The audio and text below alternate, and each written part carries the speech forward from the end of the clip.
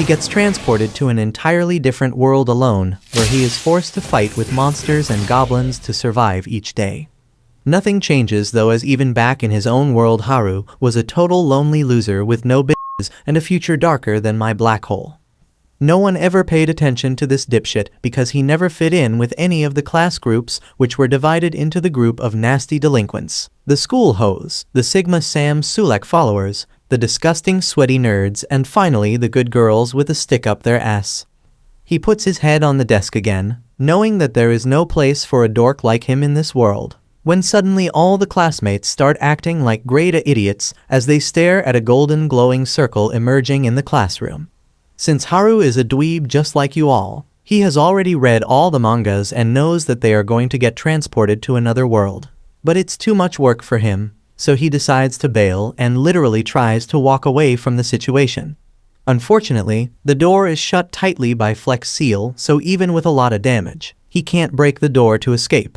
Soon the magic circle covers the entire classroom and slowly the students start getting sucked in. But Haru has watched way too many Mission Impossible movies, and he jumps up the air duct to escape. Luck is not on his side, though, as the circle enters the air duct and sucks him into a white endless void. He looks around wondering where the hell is his entire class and waits for an ugly-ass king with a smoking hot daughter to greet him, but nothing happens. He soon spots an old fuck running towards him and trying to interact in sign language for some reason. Somehow Haru manages to understand the old-ass man as he realizes that all his classmates were summoned before him and were transported to a different world after choosing a special skill. The old man tells him to follow him as he needs to choose a skill as well, but out of 50 skills, 43 have been already chosen, so there are no cheat skills available anymore. He realizes that he will have to take a lame-ass skill and somehow survive in the new world. But his hopes and dreams shatter once again when he notices that a jellyfish has better skills than the ones remaining for him. He realizes that he can never even survive a single day with these abilities and starts shaking the old man like a maraca. He shouts at the old man to stock up with better skills or learn how to count better than and not summon more people if he doesn't have enough skills. The old man ends up snapping and pushes him away, claiming that a person like him with the ick of a bowling ball wouldn't survive even with the best skills, so he simply gives him all the remaining skills and pushes him down to the new world. He can't believe his eyes when he turns around to see a huge forest surrounding him while he stands there all alone scared. He suddenly spots a pouch on the ground and picks it up to find out that it has unlimited carrying capacity, which is a pretty decent item, but even with that, everything inside of it is as basic as my girlfriend. He soon does a drip check and tries to check his stats, but suddenly 2 dices appear on the screen. He tosses them, and they turn to M on both. He has no idea what the hell it means, but the stats tell him to put all that on a single skill. He wonders whether M means minus or something, so he decides to play it safe and gambles it all on the luck stat. To his utter surprise, the M turns out to mean maximum, and now his luck stats are turned up to the maximum. He also finds out that since he is such a lonely incel, God has given him a pity ability with which he can tame wild beasts. He looks around to see whether any of his classmates are around, but there is no one in sight, so he decides to move forward and make his own house by taking inspiration from the 2 guys on YouTube that make houses from mud. He starts walking through the forest, when he starts getting weird that some huge monster will peekaboo him, so he takes out another skill item known as the contact lenses. To his surprise, the moment he puts it on, he gets the ability to see the stats of different things, which is a very important and helpful ability. He realizes that these abilities seem to be much more than what their name implies and happily moves forward as he checks his surroundings to find herbs that can improve his health, antivenom mushrooms, and much more. Coupled with his endless bag, he can easily collect as much as he wants and sell them as medicine for a huge profit. After rehydrating himself like a true Sigma male, he starts walking through the forests once again, where he suddenly finds an opening to a cave. He prays to the god that there are no monsters inside and then enters it to find anything of use. The cave soon turns very dark, so he takes out his lantern and magic tent, which he can easily set up here and live peacefully. By the time night fell, Haru made himself more comfortable than Bear Grylls as he collects twigs and with his temperature magic, ignites them on fire, which will also keep the beasts away. He checks his stats once again only to find out that a bunch of his skills got leveled up. But he is too tired to check them out, so he ends up dozing off. The next morning, he wakes up with a jolt and checks the surrounding area to make sure he is still safe and realizes that his monster-repelling techniques must have worked perfectly. He starts feeling hungry, so he lights another fire and takes out his pan before searing some mushrooms and beef jerky like a true food YouTuber. The food turns out to be pretty good, and he wonders whether he can live a life here as a muscled farmer, but realizes that he has no protein powder, so he goes out of the cave once again where he finds a bunch of herbs which can help him gain some muscles. While collecting the herbs, he hears a commotion behind him and finds a bunch of stupid goblins picking up shit from the ground.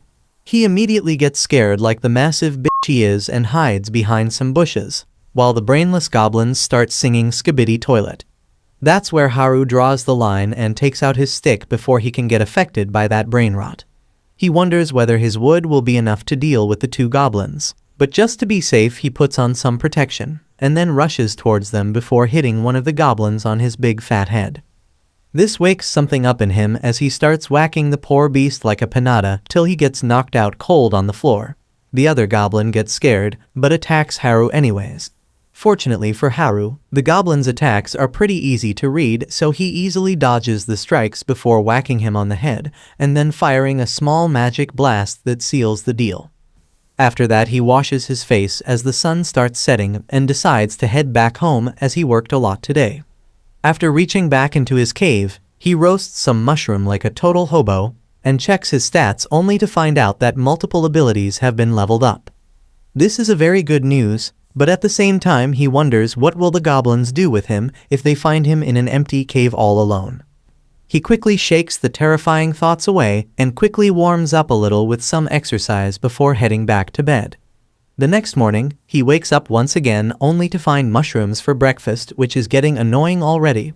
He wonders whether he can find some meat, but immediately remembers how the vegans of his class would eat him alive if he ever said that. He quickly gets up once again and boosts his stats with some magic before heading out for the day with his trusty wood in his hand. He soon finds an item on the ground which again turns out to be a shitty mushroom. He throws it down to the floor and starts searching for meat which grows on trees like a total imbecile. Soon he comes to his senses and decides that he should simply start working on his magic skills, and boosts his stats once again. After that he starts running through the forest, and to his surprise, his speed has increased several times, as his body feels very light and fast. Moreover, even his attacks seem to be quicker and stronger, so he decides to test this out on a group of goblins nearby. He immediately jumps in the battle and bitch slaps the first goblin with his wood before smacking the second one on the head as well. This seems to enrage the goblins though, as the jacked one grabs a club, but Haru hides behind some bushes like a total bitch and sneaks away while the goblins look for him. He decides that he has had enough for a day and returns back to his cave, where he thinks about the things he did that day before he starts working on some DIY projects like creating an IKEA table after several tries. By the next morning though, he has gotten pretty good at it and manages to assemble a stool and a coffee table all on his own. He decides to tighten his security as well now that he knows how to build stuff, so he creates a wooden gate at the entrance of his cave to make sure no one can enter without his permission. That night, he goes out to hunt some small game as he can't live without meat any longer. Thankfully for him, the luck is on his side as he manages to spot a rabbit running away in the forest. But his beastly desire to eat meat completely overpowers him, and he manages to catch it like a feral cat. He starts smiling like a monster at the thought of the delicious meat when suddenly he feels the presence of other people in the area and gets on alert mode. He looks around and, to his surprise and dismay, finds the group of delinquents walking towards him. This really scares him as he doesn't want to get involved with them, so he hides behind some bushes and starts walking away quietly. But his idiot senses start tingling again.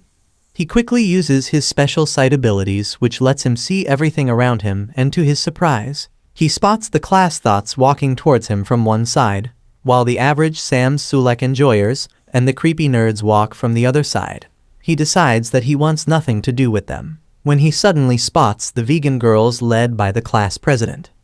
He lets the bunny go and wonders whether he should meet with the class president since she has been nice to him and he has known her since first grade.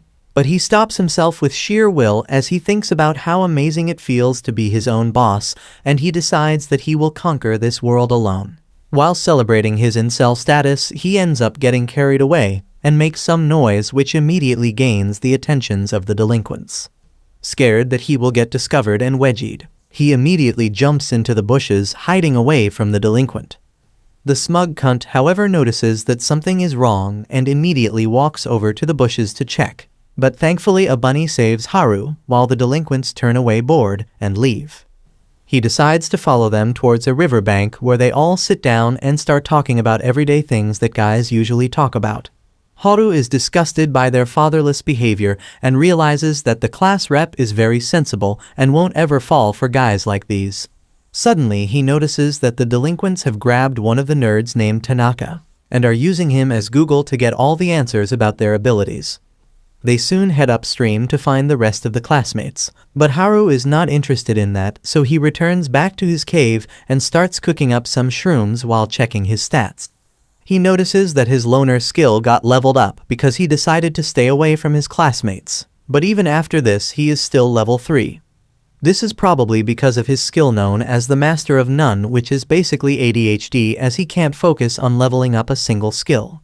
But at the same time he is pretty good at almost everything. The other skill named Blockhead, however, is a total mystery to him, as it just sounds like an insult. He decides to get rid of his anxieties by stress, eating like an average American girl, and heads back to sleep. Later that night he is unable to sleep as someone is making a lot of noise outside, so he heads out, expecting to find the delinquents. But instead he finds the nerds in an all-out battle against the goblins. They seem to be as skilled in martial arts as Joe Biden, which makes Haru chuckle as he wonders whether he should help these dipshits out. This all changes though when he checks their stats, only to find out that they have amazing cheat skills compared to his leftover skills and are much higher level than him as well. He remembers that his class is filled with top students, whether it be athletes, smart nerds, or children of celebrities, which makes him the only average guy in the class. He decides to head back to sleep as the nerds can defend themselves, when suddenly he feels a presence which puts him on alert mode. He turns around and notices 2 goblins creeping up on the nerds from behind, ready to shove their clubs up their asses, but Haru feels bad for them and decides to lend a helping hand. He immediately jumps in and whacks away both the goblins with a single swing of his thick stick, which knocks the goblins off. The nerds turn around, surprised to see Haru here, but they thank him for his help while Haru leads them back towards his cave. The nerds are shocked to see such an amazing cave, which is completely spotless and filled with all kinds of useful items and not even a single anime body pillow. They ask how the hell did he manage to do all that, and Haru replies that he knows earth magic and some other low magic skills which helped him set it all up. He then asks the nerds what happened to the other classmates, and this seems to silence everyone. The nerd with the glasses looks down before telling Haru that they are on the run right now. Haru is surprised by this and asks what he means. He explains that the day they got transferred into this world, all of them were in shock as they couldn't believe what the hell was happening, but the nerds quickly understood the assignment as they realized that they are in an alternate world and have cheat skills. The bitches were crying and the hoes were feeling bored, but the class rep was trying to calm everyone down. The delinquents noticed that the nerds were not as scared of this sudden change and threatened to beat them up if they didn't tell them everything they knew about this world. But before they could do anything, they get surrounded by a bunch of goblins. All the hoes started crying, and even the delinquents started acting like a bunch of bitches as they scrambled back into the corner. But this was the exact moment every single nerd in the world waits for, and the nerds took charge. They immediately take control of their abilities and used their knowledge about fantasy worlds to easily defeat the goblins. The average Sam Sulek fans decide to help, and together they manage to defeat all the goblins in the area. The class rep quickly took charge once again and led all of them into a clear area near the riverbed where they could actually see any danger approaching them. Soon after that, the nerds helped everyone understand the basic, and they all set up camps while the class rep distributed work between them. Everything would have gone well if the entire class worked as a single unit. But in reality, the hoes were the first who decided that they don't want to set up tents and work, so they left on their own. Realizing that leaving was an option, the delinquents decided to ditch them as well, while the class rep tried to stop all of them but failed miserably. And slowly the entire class got divided into their own groups, and they all went their own ways. This left the class rep along with the nerds and a handful of other students who tried to work together as a team, but because all the others were so incompetent, the nerds were forced to take most of the work, including the battle against the goblins and making sure that their camp didn't get raided. They also wanted to raise their levels as quickly as possible because they wanted to be safe from the two most dangerous skills which can control everyone.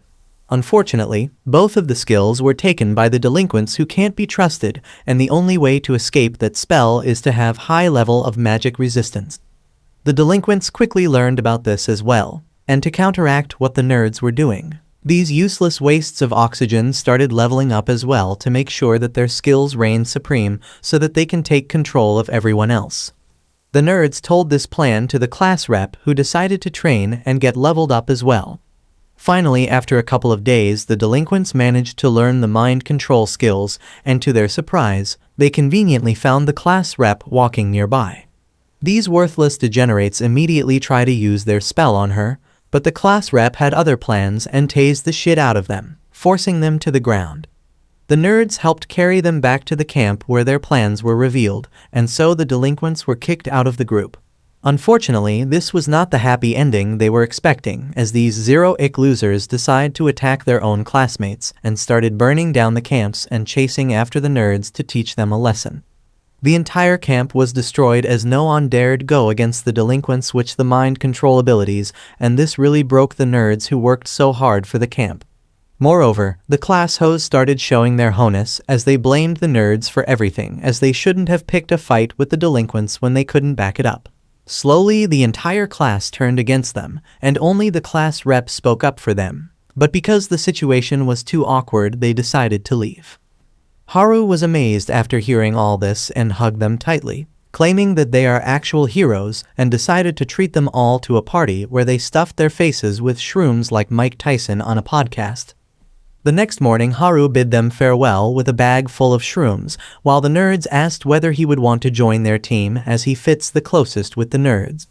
They claim that they are heading down to the nearby town to become adventurers, but Haru tells them to fuck off as he is a loner and literally shoos them away like a dog. Haru decides to check up on the rest of his classmates, especially the class rep, but on the way he ends up running into a rabid wolf. The wolf monster fucking bites him in the arm, but Haru manages to bonk him on the head, knocking him out before moving ahead. By the time night falls, he finds the area where his classmates were camped earlier, but he finds only the remains of a camp there. He quickly uses his tracking skills and starts following the footsteps when he suddenly senses the hoes coming right at him, so he tries to hide and move away. Unfortunately, the hoes discover him and shout at him to stop, but he runs like a madman knowing that he shouldn't stick his wood in crazy. But the hoes force him to stop and ask him whether he knows where the nerds are. He asks whether they want to make the nerds run errands for them. But the hoes tell him to shut up as they have realized their mistake and the fact that they were alive just because of the nerds till now. He tells them to let it go as the nerds are long gone by now, and the hoes can only chase after them if they know how to satisfy all the monsters on the way. He tries to make sure that they don't chase after the nerds and die a pointless death. But to his surprise, the hoes start crying for no reason. They start screaming that they simply wanted to apologize, and the captain of the hoes begs Haru to teach them how to survive till they can find the nerds. The hoes promise to give him the Super Ultra Guac Guac 2000 after spitting on his thing if he agreed to teach them, so Haru agrees. The girls follow him like a bunch of puppies lost in the woods and attack anything that Haru kills. He notices that one of them is hurt, so he gives her some of his potion. But the dumb bitch doesn't understand that it's not champagne and simply throws it all over Haru. He is so tired of these dumbasses that he starts wondering when can he get back to his cave and relax when the class rep notices him totally blanking out. The class rep seems happy to find him and calls out his name, but Haru is too preoccupied with his plans to look at her, but she manages to gain his attention by shouting at him. Haru is shocked to see the class rep right beside him and wonders whether he will finally get a chance to score before the delinquents attack them once again. The class rep, however, doesn't seem to like the way he has been walking around with girls this late at night and asks why the hell are these Instagram thoughts following him. Haru tries to run away from these questions, but the other girls following the class rep start giving him the death stare, while the class rep tells him to stay where he is, while she asks the thoughts what he has been doing. Haru doesn't even want to get a handy from these thoughts anyways, and simply wants to return back to his incel ways of living alone. But he is forced to sit, while the other girls discuss what's supposed to be done of their situation. Haru decides to practice some magic while he is at it and starts chanting some of his earth magic spells, which ends up going wrong as he gets stuck beneath the ground. The class rep gets worried about him, but since her pull-out game is strong, she easily frees him from the ground. She finally comes to the conclusion that Haru is actually harmless and he just wanted to help the thoughts out in return for some sloppy tops which can be written off as business expense. She and her girl crew apologizes for shit-talking him, but Haru simply wants to leave and play with his wood in his house. But the moment he mentions a home, the girls get interested asking whether he was born here. Haru realizes that these girls have the collective ick of a toaster and tells them that he came to the world just like them, but had free time so he made a home for himself. These gold diggers immediately start having a group meeting again when the class rep asks how big is his house. Haru thinks for a moment and replies that he can easily fit in around 240 people, and if he removes some of his furniture and bathhouses, then maybe even more. The girls are shocked to hear about the bath, while the class rep screams at him for living in such luxury while the rest are living like Bear Grylls. Finally, the class rep gathers all her courage and asks him whether they can stay one night over at his place. This really short-circuits his brain as he starts imagining these girls in satin shirts while the class rep shouts at him to stop having scandalous thoughts. They soon start walking through the woods and somehow this motherfucker is equipped with Google Maps as well as he simply follows the arrows at night while the other bitches are having trouble seeing what's in front of them. After walking for what seemed like an eternity, they finally reach his house where they all start breathing hard, while he welcomes them to his not-so-humble abode. They immediately start ogling at all the luxurious things that he has in his life, while Haru wonders whether he speed ran through the harem-making process. Things take an amazing turn when these girls finally spot the bathroom and their clothes come off just as fast as I last in the bedroom. The girls immediately jump into the bath together, while Haru stands outside wondering whether the forest life has turned their femininity into savagery. Haru finally decides to call it a night and feels very happy to have his own space outside. But even that is interrupted by the class rep who enters his tent and starts yapping about how the other guys left them all alone in the forest and how hard it was for the strong and independent girls to survive without their Stanley cups and their iced pumpkin spice lattes. But Haru's home provided them some much-needed relief. Haru tells her that she did a great job keeping their spirits high and protecting them throughout this journey, and she shouldn't compare herself to these weebs who have been working all their lives in the hopes of getting transported into an alternate world. The class rep thanks him for his kind words and returns back to the house where they get a good night's sleep while Haru gets some weed and starts imagining the girls while practicing how to create a protein shake. The next morning, he wakes up hoping no one shines a black light in his tent when he spots a purple-haired girl in his tent. He wonders whether this is the part where he finds a stepsis from Alabama, but the girl turns out to be one of his classmates.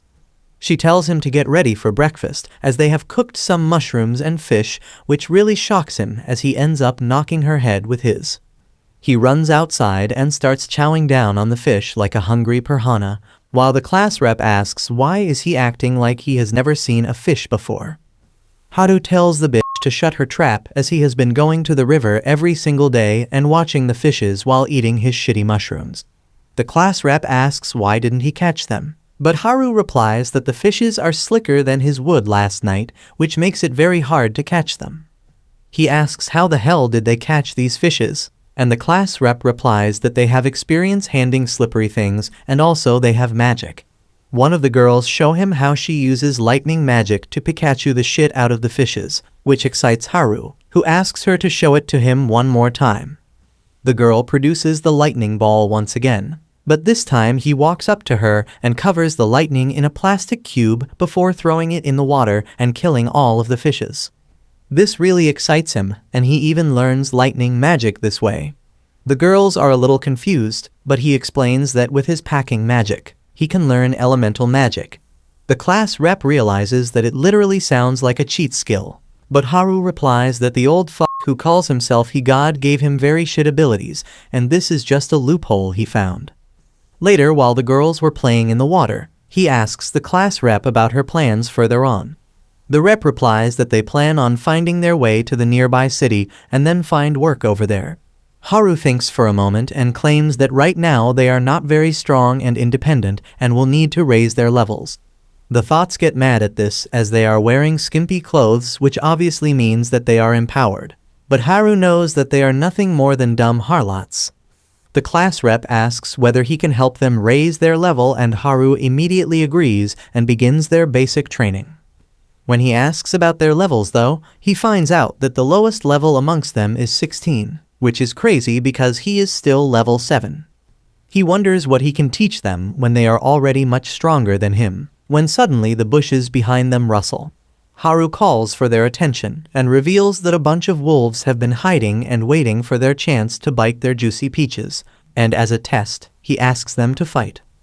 The girls seem overly confident like any empowered woman of this generation, but at the end of the day they turn out to be totally useless and get their ass handed to them in a terrific fashion. After that disgraceful performance, they all enter Haru's tent and start contemplating their future plans as they don't have any skills, so all they can do is either return back to the kitchen or find a sugar daddy. The class thoughts immediately decide that they will easily find a rich man and the rest follow suit. Feeling empowered once again, while the pink-haired girl from the morning apologizes for entering his tent without his permission, as she just wanted to make sure that he was a harmless incel and not like those delinquents. He tells them not to worry and sleeps in his tent, only to wake up to a delicious breakfast with fish once again. While he was eating, he overhears some of the girls returning back to the forest to try and defeat the wolves with their womanly charms, I guess, but thankfully the class rep stops them and tells them that they have to practice. So, the practice begins as they start fighting against lower-level goblins. But these pathetic bitches are so trash that even the garbage truck refused to take them. They all lose one by one. But after some more training, the day for rematch finally arrives. The wolves seem pretty confident about themselves and even start talking smack. He wonders whether this would encourage the girls to fight, but some of these idiots are sleeping, while others are finding excuses to get out of the fight. Thankfully though, not all of them are useless, as the pink-haired girl takes the initiative and soon some of the other girls follow. Even though their execution was spotty, they managed to defeat the poor wolves pretty easily and party afterwards, even inviting one of the wolves to their room tonight for a rave. Haru lays down thinking that his job with these dumb hoes is done, but the class rep soon arrives and asks when are they leaving for the nearby town. This catches him by surprise, as he never planned on going anywhere, but these bitches be crazy and they force him to accompany them to the city. The next morning, he is forced to pack up all his stuff with the pink-haired girl, while the class rep gives everyone a pep talk. She soon turns her attention towards Haru and realizes that he literally wants to pack everything he can in the small bag. She tells him that they can't carry that much stuff by themselves, and finally, after some back and forth, Haru decides to leave most of his things behind and tells the pink-haired girl to stay here and watch over. The class rep is shocked at this and tells Pinky that they are not leaving her behind, and after one final check to make sure they have all the necessary items, they decide to head out for their adventure. Haru looks out into the open wondering about what problems they will have to face during their journey, and tells the class rep that they'll have to stick together no matter what if they want to escape this forest alive. Unbeknownst to them, that night when the rain started coming down, one of their classmates who was left alone runs through the dark forest, stumbling over roots and rocks, running away from a hidden attacker. His marathon ends soon though, as he finally falls to the ground and turns around to face his cloaked attacker, begging him to let him live as he doesn't have the abilities he is looking for. But the cruel attacker doesn't seem to care and starts choking the poor boy without even asking for consent or deciding on a safe word. As expected, the boy soon gets game ended. while the attacker moves through the forest again, looking for his next victim.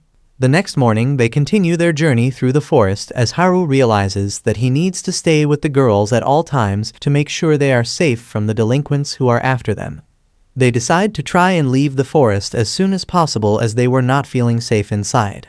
But while walking through an empty plot, they suddenly come face to face against a giant orc wielding a massive club. Haru tells the girls to hide behind the trees as he doesn't want them hurt and orders them to watch him closely so they can also learn a thing or two about survival in the wild. He gets ready to face off against the orc and starts comparing the difference between their wood. But he knows that size doesn't matter, so he uses the orc's slow movements to his advantage and disappears from the area, leaving the orc confused. He chuckles and stays hidden behind the trees while he remembers that the orcs have very high physical resistance, so hitting it with a stick would be a dumb move. Instead, he needs to use some sort of magic attack against it, which can do much more damage. He quickly opens his stats and starts looking through any magical abilities that he could use. But he realizes that he only has some basic elemental magic, which he uses for cleaning, vacuuming, and dusting the floor. Before he could come to a decision, however, the orc manages to find him and smashes the tree into 2 pieces. The angry fatty starts swinging his club, reminding me of my toxic ex. But unlike me, Haru is good at dodging crazy bitches, so he keeps falling back while trying to figure a way out of this problem.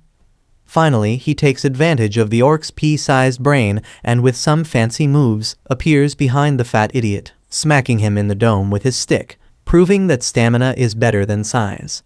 The orc slowly falls to the ground unconscious, while the size queens watch from behind the trees, shocked to see the fatty on the floor. Haru himself is shocked as he never expected the orc to be defeated this easily, since the nerds told him it's resistant against physical damage. The girls seem annoyed since they can't learn anything from this as he didn't even use magic. He apologizes and promises that the next fat idiot they meet will be killed only using magic. It doesn't really take them long to find their next opponent as a stupid orc was minding his own business walking towards his skibidi toilet, when Haru decides to rizz up the girls with his unlimited aura and creates a small fireball in his hands. He expected the magic to not be very effective since this is the first time he is using it. But when he shouts Kobe and throws the ball at the orc, the ball explodes in its face, killing the beast with a single headshot. The girls again are shocked as there is no way they could learn anything from that display of power. Regardless of that, they have a pretty successful day, so by the time night falls, they create a campfire and start doing their natural jobs by creating a kitchen and cooking food. Meanwhile, Haru stays busy creating traps around their campsite and making sure their tents are protected by both monsters and any other enemy. Suddenly, he detects someone coming their way, so he immediately jumps into action and hides behind a tree. He realizes that the intruders are humans and expects the delinquents to come through. But the intruders turn out to be the jocks looking for some creatine in the wild. Haru is relieved to see them as compared to the delinquents. They are much nicer. They seem to be surprised to see Haru in the wild and claim that they were looking for the girls as they wanted to warn everyone about a new dangerous ability that they have just found out about. Haru is immediately interested while the roided-up jock tells him about a secret ability known as hijack, which is even more deadly than the mind control abilities of the delinquents. They claim that they can't trust anyone now, so Haru decides to prank them and pretends to have the hijack skill. The jocks, however, simply laugh it off, claiming that even if he had the hijack ability, it won't matter as he would stay shut in inside his house.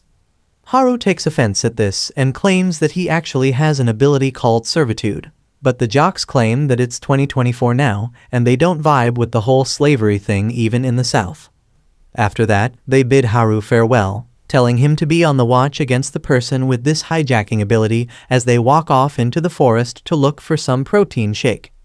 The next morning the girls get ready to get some weapons training, but while they were busy doing makeup, Haru decides to go into the forest to let one out, but the class rep ends up following him. She stops him and asks where he was last night, and Haru honestly replies that he met up with the jocks who warned him about a hijack ability.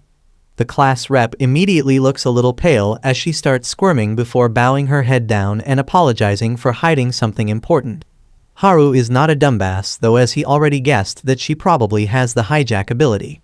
The class rep is shocked to see Haru look so calm, as she asks where did he find out about it. Haru replies that he is not as dumb as those creatine-guzzling numbskulls and deduced that much from her behavior. The class rep still looks confused as hijack is a pretty scary ability, as it gives her the power to steal anyone's skill after killing them. Haru tells her not to worry too much about it, as the nerds know what they are doing as they already are trying to seal the mind control abilities of the delinquents. But even after knowing about her hijack abilities, they didn't bother changing anything, which simply means that they trust her. Haru feels the same as he tells her that he is pretty relieved to know that she has this cheat ability, as he knows she won't use it to hurt anyone. The class rep feels very relieved after hearing this, and she starts smiling at Haru, which really gets his juices flowing as he decides to run into the forest to bust one before starting the day. When he gets back to the camp, he starts selling nut shake cocoa optional for some reason and starts asking for money. One of the thoughts immediately agrees to sell her body instead, and Haru obviously agrees to the deal, but the class rep immediately shuts it off as she is not going to let anyone get pimped out. The thought, however, feels pretty bummed as she really wanted that nut shake, so Haru decides that they should better start walking to get their brains running again. They start making good progress when Haru suddenly spots the river up ahead and tells the class rep that he will be going ahead to scout a bit while she makes sure that the group is safe. The class rep wanted to stop him as he went into the forest this morning as well and came back with suspicious coconut shake. Haru, however, doesn't listen and uses his super speed to launch into the forest and then starts using his magic infusion skill to make his body lighter. This gives him the ability to be more nimble as he jumps onto trees before launching himself up in the sky to get a better view. He quickly realizes that they have covered a lot of ground, but this dumbass forgot that he has no landing gears, so he cartoonishly tries to float in the sky, but obviously fails and comes falling down to the ground, barely surviving with 1 HP. By the time he returns back to the camp, it's already nightfall and the class rep gets pissed to see him all bruised up. He calmly tells her that he fell down from a tree, while she screams at him to stop hitting his head again and again as he already has very low IQ. Usually, Haru doesn't have to deal with bitches and their opinions, so he tries to calm her down with some more suspicious-looking nut shake cocoa optional. But the class rep refuses and walks away, while the class thought immediately runs up to him, asking for a buckache. Because of his scouting though, they found a much faster way through the forest the next morning. And after some bitch crying, some water sports, they end up running into a bunch of orcs. The bitches turn out to be super adept at running away as they immediately crush poor Haru beneath their shoes to run away. Finally, after dealing with all the issues and traveling through the forests for several days, they manage to get out of the woods and get the first sight of the beautiful city in front of them. Haru suddenly notices that he seems to have unlocked a new skill known as airwalk. He decides to check it out, and to his surprise, with this ability, he manages to easily walk in the air as if he is climbing stairs. The class rep is shocked to see this, but Haru tells her to calm her tits as he checks out the area to make sure there is no danger around. He climbs high up in the sky and uses his supervision to check far and wide when he suddenly finds some NPCs armed and armored, fighting against a bunch of monsters. He returns back to the ground and tells the class rep about it, who immediately claim that they must help those guys. Haru isn't interested in having any competition for the girls, so he refuses, claiming that these guys could very well be bandits. But the class reps pleads with him to help as if they are not bandits. They might die a painful death. Haru realizes that these bitches be crazy, so he tells them to chill out while he goes alone and checks the issue out. The issue still remains that the NPCs are pretty far away. He decides to use his ingenuity as he starts combining different spells with magic infusion, as he makes his body very light, and then uses wind magic for some boost. Together with those spells, he starts using air step and jumps from one step to the other with an incredible speed. His gamble ends up working out as he realizes that now he can travel to faraway places very easily. Unfortunately though, the dumbass class rep ended up getting pulled in by his magic as she struggles to hold his cape. But due to the increased weight and not knowing how to apply brakes, Haru ends up crash landing just near the NPCs. Thanks to his entry, the monsters end up dying, while the class rep is knocked out cold, while the NPCs wonder who the hell these insane idiots are. The NPCs introduced themselves as Gat and Oft, claiming that they were here on a quest to kill these monsters, but they were clearly outmatched, and if not for Haru they would have died. The girls in the party quickly heal each other, while the group starts fixing their carts when Haru offers them some grilled mushrooms. Gat takes it happily, but in a single bite, he realizes that these are not normal shrooms but something known as a buff shroom which can help them regain their strength immediately. Haru hands out the mushrooms to the remaining party members who immediately regain their energy as they wonder why would this stranger offer them such valuable food resources. Haru's mind, however, is stuck at the fact that these old fucks are surrounded by these absolute hotties, which pisses him off as he gets ready to punch them. But thankfully the class rep wakes up and stops him immediately. Soon enough the other bitches arrive at the location as well, and are immediately enchanted by the beautiful elves as they ask for their beauty routine. For helping them survive, the NPCs decide to escort them all the way back to the city, which is a huge accomplishment as the girls happily enter the city, waiting for their next adventure. Haru is pretty happy to see that the girls seem delighted by the new city as they run around the town circle, checking every single shop while Haru wonders whether he should leave, since his job here is done. While Haru chills with his Jack Daniels, the bitches seem to be going crazy as they look at all the buildings that look like cupcakes, which gets their mouth watering. Thankfully, the class rep is there to keep everyone under check while she screams at Haru to help her manage these flocks of bumbling idiots as she can't do all this alone. She sounds her whistle, which immediately brings all the girls to her like a bunch of trained dogs, which surprises Haru as she never expected the class rep to hold this much power. Watching this, he feels more at ease, thinking that the girls are in good hands, but the class rep isn't going to let him off the hook so easily. She starts formulating the plan for the day as she tells them that first they will bring their ass to the Adventurers Guild where they will trade in all the loot that they have collected so far.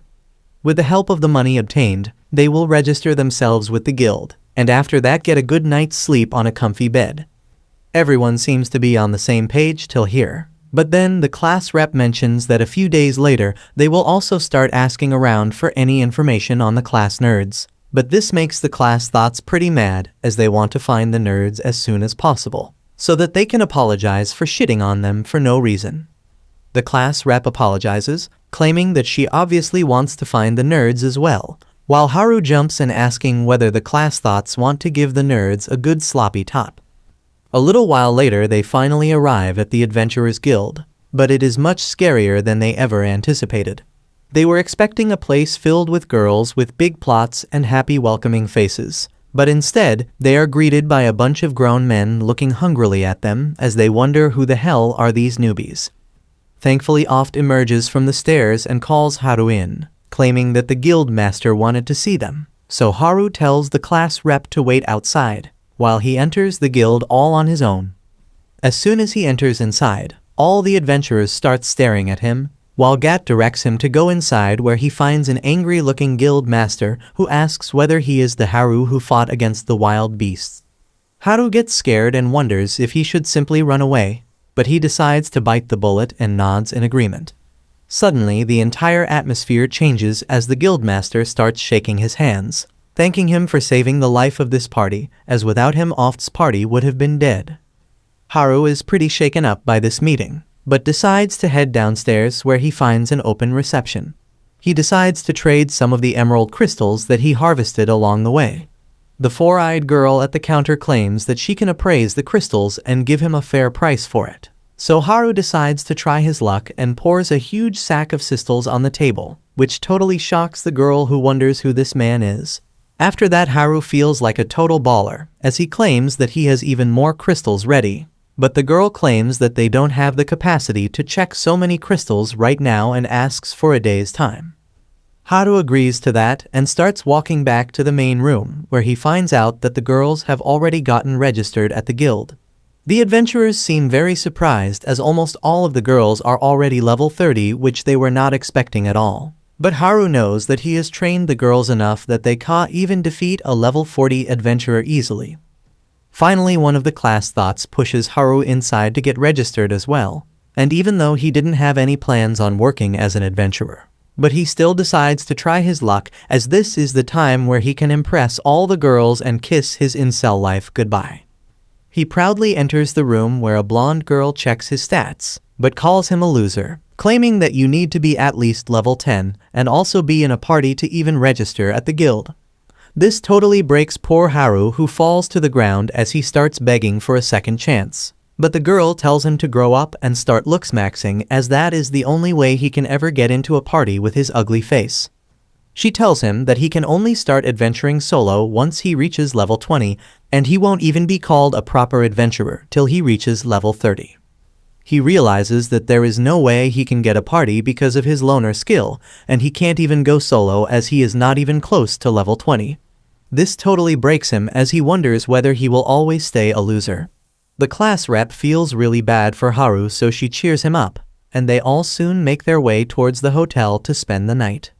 After a long time, they finally get to sleep on proper beds, which is all they wanted. But Haru still stays awake in his own bed, as he felt much more comfortable sleeping in the forest.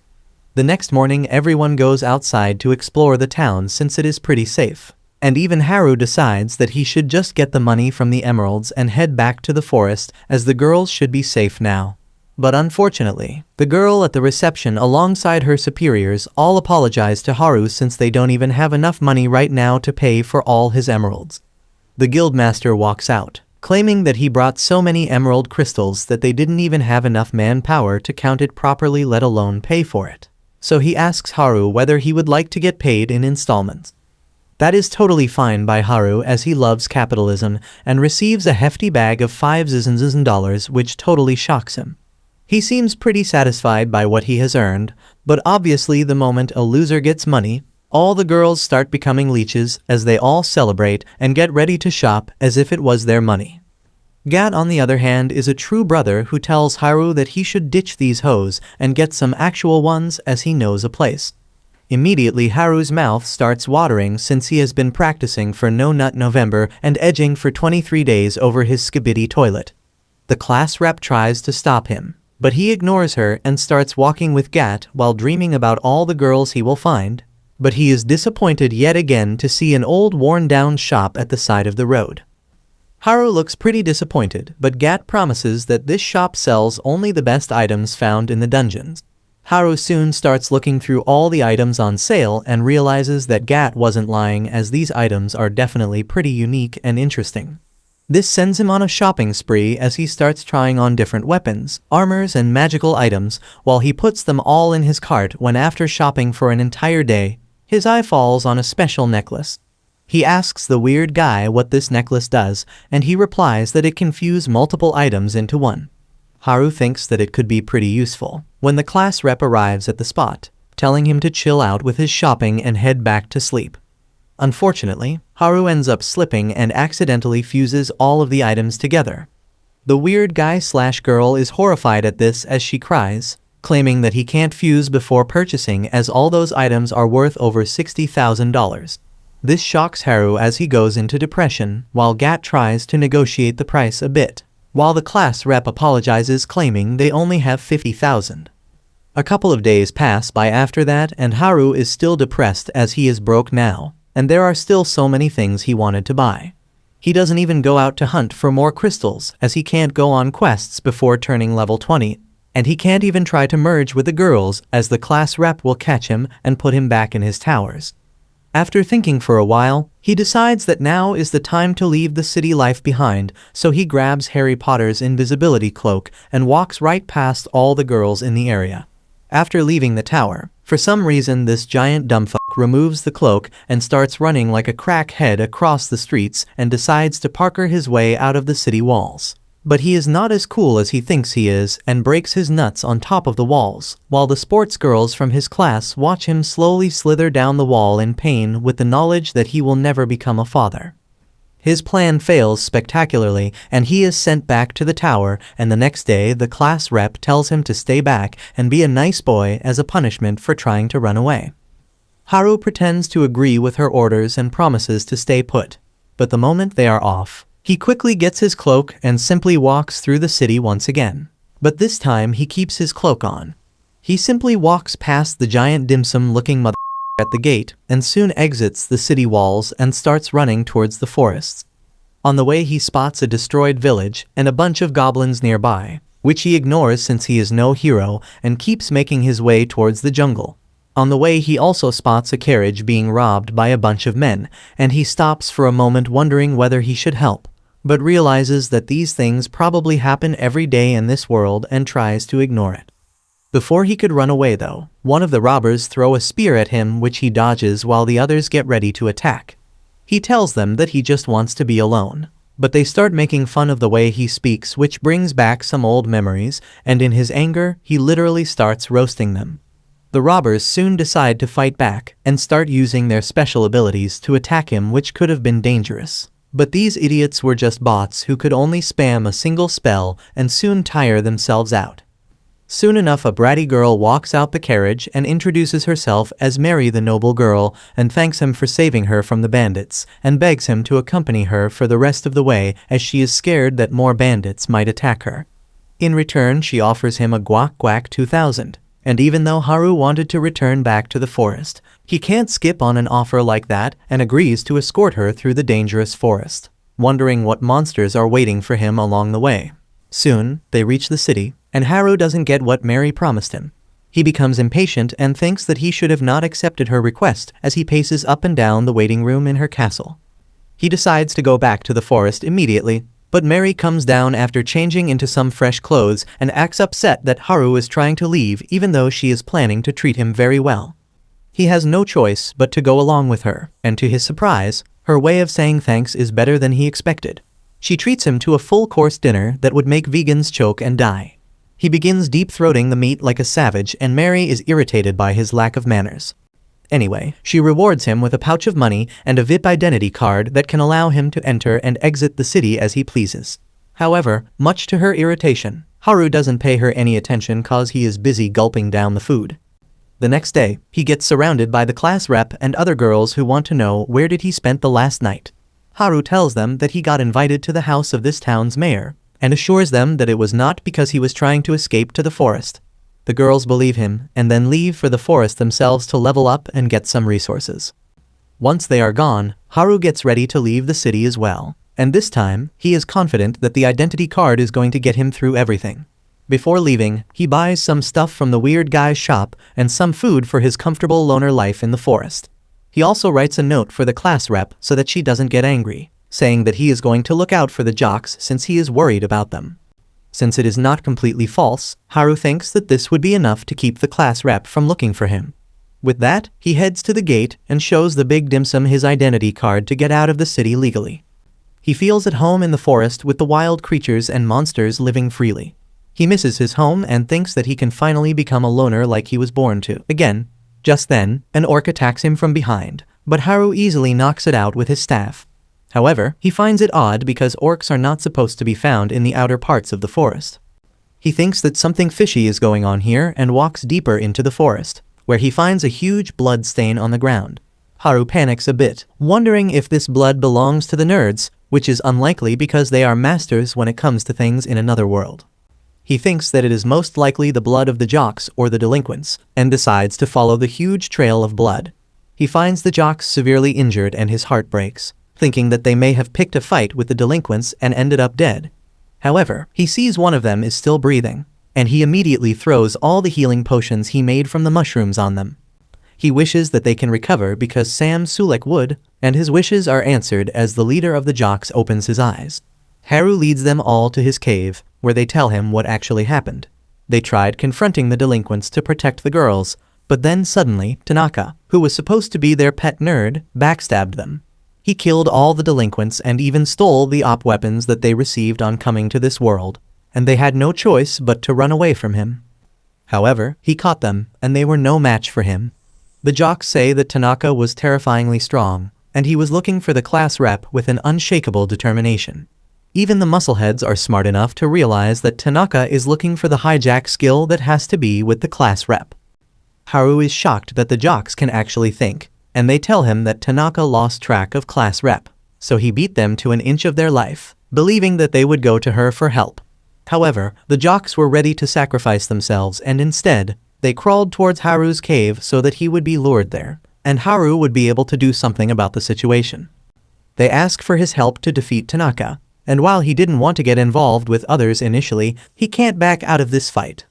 He tells the jocks that he will deal with Tanaka, but he is going to fight alone. Everyone is shocked, but the jock leader trusts that Haru has a plan.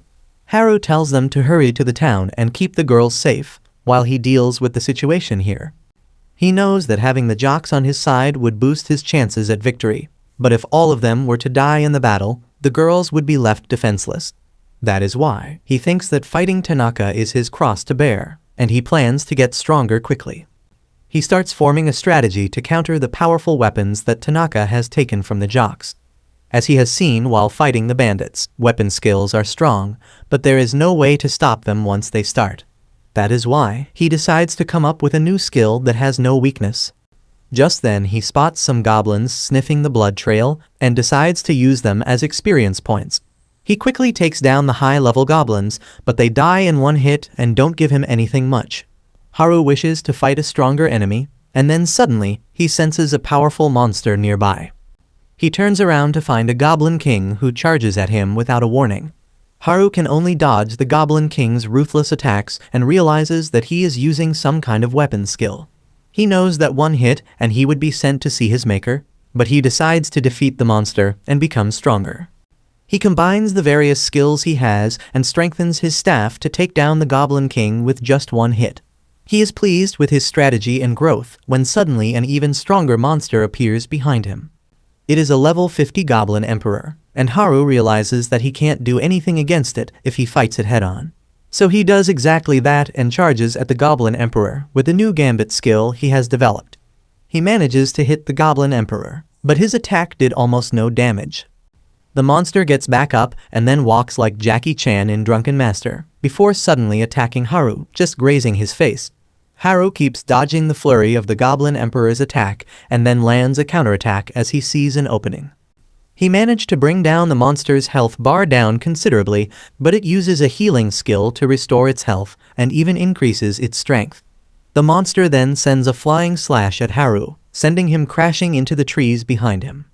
He is tired and tattered by now, but he gaslights himself into thinking that he is just being a wimp because the jocks survived even worse injuries than him, so he should be fine at this level. He gets back on his feet and attacks the Goblin Emperor, and after fighting all night long, Haru finally manages to defeat it and reaches level 11. He lets out a victory roar to celebrate and then heads back to his house in the forest. He checks out his stats after leveling up and finds out more about how to use his skills. The Gambit attack that he created earlier has been registered as a skill now, and Haru is confident that it has no weakness which will come handy in his fight against Tanaka. Later that evening, as Haru is standing outside his cave, Tanaka comes to face off against him. He is disappointed because he had hoped for the jocks to lead him to the class rep, but instead, they brought him to the loner of the class. He says that it is a shame that he couldn't find the class rep even after everything he did, including manipulating the dumb delinquents and dividing the class into separate groups. Haru is furious and asks what did he do to the other boys, and Tanaka says that he killed them a long time ago. He doesn't even consider Haru to be a threat and tells him to chill out with his useless skills in the forest. Haru points his staff at him, and Tanaka tells him to get his dirty and smelly stick away from his face. That's what she said. Haru tells him that even though he is a loner, he will protect the class rep, and Tanaka grins menacingly as he says that he will kill him first in that case. Tanaka unleashes his full power and sends some rocks flying at Haru as a warning. He then says that back in the White Room, when everyone was selecting skills, he went last and made sure that all the leftover skills were trash. He smirks, asking Haru if he can defeat him with those worthless skills, and then sends some bigger rocks at him. Haru gets ready to defend against them, but then Tanaka uses his unique ability called Tweak. As a result, Haru's body starts tweaking, and he finds it hard to move. Despite that, he dodges the rocks somehow, and then Tanaka summons crystal spikes right under his feet. Haru evades them too, but he is exhausted now because his body is feeling much heavier. Tanaka admits that he is better than he thought, and then asks him how long has he been suspecting him. Haru replies that he doubted him from the very first moment. He knew that Tanaka would either go with the nerds or become a loner, but he was shocked to see him with the delinquents, and thought that there must be some reason behind it. After that, Haru asks him when did he start acting on this plan. Tanaka reveals that he thought of it as soon as they were teleported from the classroom. He missed out on the hijack skill, but then he saw the tweak skill that can manipulate the target slightly, so he chose it. He manipulated the stupid delinquents, and the rest is history. Tanaka says that they have talked enough, and ties Haru's foot with a vine. He then shoots a powerful fire spell at him, thinking that this will be enough to kill him. But to his surprise, Haru absorbs the flames into his staff thanks to the power of the herb that fused with it. He immediately goes on the counter to strike Tanaka down while he is still in shock, but it turns out that Tanaka was just acting. He pulls out a sword from his ass to block Haru's attack and then pushes him back. Next, he summons all the weapons in his arsenal, saying that he will finally get to try them all. He charges at Haru with a sword and quickly changes his weapons with each strike. Haru is completely on the back foot, and he can barely defend against Tanaka's unpredictable and swift attacks. He tries to hide in the bushes but gets hit with a powerful attack that sends him flying to the other side of the river. Haru realizes that he is not strong enough to face Tanaka, and then wonders how can he use so many weapons and powers at once. Tanaka comes there and asks him to give up, but Haru gets up and asks if he is using the copycat skill to copy the abilities of their classmates. Tanaka affirms and adds that he was planning to use this to copy class rep's hijack ability and then kill her to get his hands on the real deal. After that, it won't take him long to kill everyone and steal their abilities as well. Haru realizes that he is against his toughest enemy yet, and Tanaka starts attacking him with different weapons. Haru tries to fight back, but only hits an illusion, and the real Tanaka is behind him. He thinks that this tactic won't work, so he points his staff to the ground, and Tanaka thinks that he gave up. He charges at him, but Haru dodges his attack by aping Goku's Ultra Instinct, and then asks Tanaka if he can use one copied skill only 3 times. That hits a nerve and Tanaka begins to panic. He loses control of the situation, and Haru says that he figured out the weakness of his copycat skill a long time ago, and made him waste his copied abilities on purpose. Tanaka is furious that he got played, but Haru knows that he is still holding at least one copy of each skill. Tanaka attacks him in desperation, but Haru dodges his attack and then knocks him back with a kick. He decides to finish him quickly using this opening, but then Tanaka suddenly fires a powerful shot at him, causing him to stop. He is determined not to lose, so he decides to use his ultimate weapon. Tanaka summons a dagger and moves towards Haru rapidly, dealing him 2 quick strikes before vanishing and appearing above him. Haru dodges everything, but as dust fills the air, he realizes that this was just a decoy, and Tanaka has something else up his sleeve. He is right, because Tanaka is hiding behind a rock, charging up his ultimate ability called Instant Death. He hits Haru with that, and true to its name, the skill ends his life instantly. He falls to the ground, and Tanaka comes out to laugh like an evil genius. He stomps on Haru's head and decides to go on his way, but then suddenly, Haru gets back up and asks why is he leaving so soon. Tanaka freaks out and asks how the hell can be alive after getting hit by instant death, and Haru reveals that he has the general health skill, which makes him resistant to status effects, and instant death is one of them. He also has his luck stat maxed out, which means that the success rate of instant death was greatly reduced. Tanaka loses his mind and asks why did he collapse then, and Haru says that it was an act. Tanaka still can't believe it and says that it should be impossible for him to move so swiftly when he was under his tweak skill, and Haru reveals another secret. He used another skill called Blockhead that allows him to control others like a puppet, and he used it on himself to counter Tweak's effect. Tanaka can't control himself anymore, and he immediately begins spamming his weapon skills at Haru, who easily blocks them.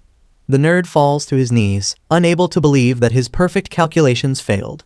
He recalls how he was always bored at school because he was a genius ahead of everyone. He wished for a way to cure his boredom, and then he was teleported into this world with the rest of his classmates. The moment he saw the skill list, Tanaka knew the choices he should make to make his life most thrilling. He was more than willing to kill his classmates for that, and thought that once he got all the abilities, he would be perfect and unbeatable. He can't believe that he lost to someone with useless skills, and in the madness, he charges at Haru recklessly. Haru easily disarms him, and thinking that Tanaka has ran all out of tricks, he goes ahead to finish him. However, his sword returns back and pierces Haru, who realizes that Tanaka was still hiding his remote control abilities. Tanaka declares that he still won in the end as he begins slashing Haru, but then Haru punches him away. He managed to block the damage with his packing skill, and then decides to end the battle by using the Gambit skill to deal a blow that Tanaka cannot dodge. Tanaka loses his consciousness and falls to the ground, and Haru walks away. saying that even though he doesn't have any op abilities, he has his tricks. However, he is also completely worn out now, and the damage has finally started showing its effect on his body. He doesn't have the strength to keep moving, and he falls to his knees, thinking that this is the end. He thinks about the class rep and his friends just as he is about to lose consciousness, but then someone supports him. Haru opens his eyes and sees the nerds there. He is disappointed that they came too late, but they tell him to complain later. They feed him some healing potions and support him as they walk back to the town. Haru asks them what are they doing in the forest, and they reveal that when they were returning from a hunting trip, they saw their classmates and learned from the jocks that he was trying to fight Tanaka. So they immediately rushed to help him, but they were a bit late. Soon, they reach the city and everyone is waiting for them at the gates. The girls surround Haru as they offer themselves as his reward, but he nervously walks away from them and high-fives the leader of the jocks. The girls drag him inside, and the vain TikTok bitch apologize to the nerds for their past actions. Haru thinks that this is the happy ending everyone wanted, and now he has no role here. He decides to sneak out while everyone is busy, but class rep stops him and asks where the hell is he going. He freaks out, and then she suddenly hugs him, saying that she was really worried about him. Haru apologizes, but the class rep tells him that an apology won't be enough. She has gathered all the girls in the class who are going to scold him for sneaking out of the city without telling them. Haru freaks out, but he has no choice as the girls drag him back into the city to scold him and then suck his soul out. Later that night, Haru has a dream about someone chained deep inside a dungeon, waiting for a person to come there. The chained person appears like a girl one moment, and then like a skeleton the next second. Haru instantly wakes up as the dream ends, and wonders if it could be hinting to something. The next day, as he wakes up and goes to the tavern, he finds the gang of nerds there, who are ready to venture into the dungeon to hunt some monsters. They tell Haru that they are looking for a rare item that increases their Riz points and changes how other people see them. Haru says that it is perfect for nerds like them whom no one likes, and they reply that they could say the same about him. After they leave, Haru thinks that since his work here is done, he should really get back to his cozy cave in the forest, but the class rep is right behind him. She is furious that he is trying to escape again, and is ready to go Super Saiyan on his ass. Haru asks her to have mercy on him because he got lectured for a gazillion hours the last night, but class rep tells him that it was the collective lecture from all the girls, and her personal scolding is not yet finished. Haru begins sweating and falls to his knees as he promises not to do anything dangerous again, and class rep finally leaves him alone. He is still rattled, but then thinks about the item the nerds were talking about. He thinks that if he can use it to raise his affinity with the class rep and others, he won't ever get scolded, and then he can return to his loner life in peace. So he decides to hit the dungeon too, but on the way, he suddenly encounters a bunch of pig monsters who are ready to hunt some humans. However, Haru thinks that they are just the right amount of warm-up for him. Back in the city, class rep is receiving a monster subjugation mission from the guild master, when suddenly, the noble girl Mary comes running there and tells them about a massive monster outbreak. She says that a huge horde of orcs is approaching their city, and it has already destroyed a couple villages in its way. The adventurers immediately get ready to fight the orcs, and class rep also offers to help in the fight. She runs back to the inn to rally everyone, but then wonders where Haru went. Right now, he is charging towards the orcs while analyzing the situation. He quickly takes down the smaller orcs and then moves on to their boss. He attacks the orc king with his staff, but it doesn't do much damage. Haru spams the orc king with powerful attacks till it is knocked out cold, and then resumes walking to the dungeon. He soon finds the dungeon and uses his stealth skill to enter it without alerting the guard outside. The weeb inside him is really pumped up about exploring the dungeon, and he quickly finds a treasure box. However, it has only junk in it, much to his disappointment. Haru tries other treasure boxes as well, but all of them are more useless than my college degree. He begins to think that he should have asked an expert before coming to the dungeon. That immediately reminds him of the weirdo who sells special items found in the dungeon, and he decides to talk to him about it. Haru runs back to the city, where the adventurers and the girls are standing firm, waiting for the orc attack. They have been waiting since midday, and now they wonder if the orcs are really coming or not. Suddenly, they spot someone coming through the dust cloud, but it is just Haru. Class rep is shocked to see him, and she immediately runs to him. He asks why is everyone at the gate, and why have they a lit bonfire. Class rep tells him that a nearby village was attacked by monsters, and now this town is in danger too. She says that while they were here trying to protect the town, he was goofing off somewhere without being aware of the danger. Haru gets nervous as he thinks that another night of scolding awaits him, when suddenly, he hears one guy talk about the orcs. He nervously reveals that he might have wiped out the entire horde of orcs on his way, and this news leaves everyone dumbfounded. While everyone is impressed by his strength, his classmates are furious because he did a dangerous thing right after he promised them that he would not do it again. Later, they return to the guild where Mary and the guild master thank Haru, but class rep is still bitching and moaning about him doing dangerous things. The weak bitches tell Haru that they are lecturing him for his own good, because monsters have been growing stronger and more violently lately, which is an early sign of a monster stampede. This time, even the guild master and Mary ask him not to do anything dangerous, and he promises them, just like politicians promise things out of their ass every 4 years. The next day, Haru visits the weird shopkeeper, who freaks out on seeing him and says that he doesn't have anything to sell today. However, Haru tells him that he is not here for items, but for information on an item that can increase one's affinity. Voldemort's cousin tells him about the pheromone rings, which gets Haru's blood racing to his crotch, and he asks him where can he find it. Voldemort Light says that the rings will probably be in an area of the dungeon that has not been explored yet, and those places can only be found from the 50th floor. Haru is excited, but the weirdo warns him that each floor has a boss monster that needs to be defeated to reach the next one. The weirdo is just trying to sell him some potions by scaring him, but Haru says he will order some from Temu. However, the nerd gang hears this, and they immediately tell the girls about his plans. They are more determined than ever to stop Haru from risking his life and using a risky item. They angrily follow him and confront him about the pheromone ring. Haru cooks up a story about looking for the Solomon ring that turns one into a Disney princess and lets them talk with animals, but no one is buying it. So he just runs to the dungeon, and the guard does nothing but tell him not to go inside. The rest of his classmates follow him, and class rep tells him to stop running, or he will get caught by a trap. Haru is confident in his maxed out luck stat, but then suddenly, he touches a wall that crumbles and he falls right through the hole. He keeps falling for a very long time, and uses earth magic to turn the ground bouncy like he had Luffy's Gear 5. Thanks to that, he doesn't get hurt from the landing, and then begins looking around to figure where he is at. In his struggle to explore the dark region, he suddenly learns the spatial awareness skill along with trap detection. He immediately uses both the skills to scan the area and finds that he is on the 101st floor, when the dungeon is said to only be 100 floors deep. He is terrified that he may face an extreme strong boss monster here, but still walks through the hallways full of dark mana. He reaches a room at the end of the hall, and when he opens the door, a strong gust of wind caused by an overwhelming mana almost blows him away. Haru wonders who could have such a strong mana, when suddenly, he sees the chained skeleton he saw in his dreams last night. He keeps walking towards the skeleton monster, and finds that it is the Dungeon Emperor who rules the entire place. It is a level 100 monster, and Haru begins to shit bricks as he realizes what he is up against. He uses his appraisal skill on the Dungeon Emperor, but all of its stats and skills are hidden.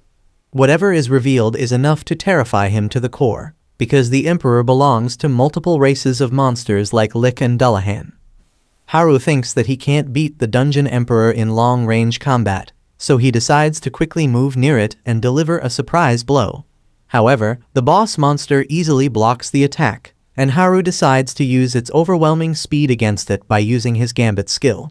However, the boss blocks that easily as well, and now Haru begins sweating as he realizes that this fight will be his hardest one.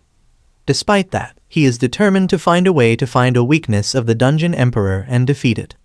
To counter the super speed of the Dungeon Emperor, Haru decides to use all his magic power to increase his speed.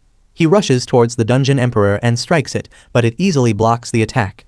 Haru decides to go even faster, but no matter how hard he tries, he is unable to break through the Dungeon Emperor's defenses and land a hit. Suddenly, he sees a vision of him getting stabbed in the heart, and moves out of the Dungeon Emperor's way as it thrusts its blade towards him. Haru thanks his divine sight skill that manifested into his contact lens after he observed the crazy fast movements of the boss monster. This new skill allows him to peek a little into the future, but he knows that if he lets his guard down for even a moment, he will be dead meat. To prevent his thoughts from distracting him, he charges at the Dungeon Emperor and keeps swinging his weapon without rest. The adrenaline from fighting a battle where his life is at stake begins to overtake his mind, and he feels thrilled. However, he quickly reaches his limits, and as he swings his staff, he falls to the ground. He is sweating profusely and breathing heavily because he has burnt through his mana and stamina, but his enemy is still the same.